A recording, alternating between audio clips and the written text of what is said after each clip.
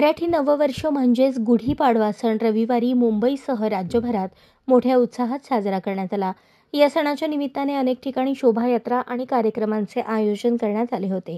एकीकडे हा उत्साह साजरा करत असतानाच दुसरीकडे काँग्रेसचे नेते विजय वडेट्टीवार यांनी गुढीपाडवा सणाबाबत केलेल्या वक्तव्यामुळे राजकीय पडसाद उमटण्याची शक्यता आहे।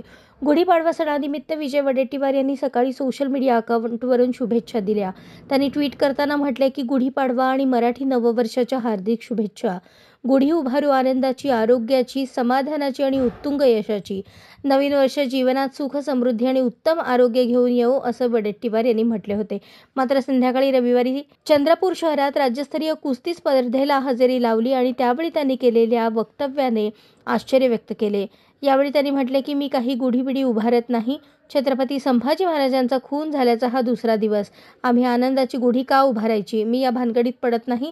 ज्याला पडायचं आहे त्याला पडू दे असे म्हणत त्यांनी मराठी नववर्ष फक्त महाराष्ट्रातच का, इतर राज्यात का नाही असाही प्रश्न उपस्थित केला।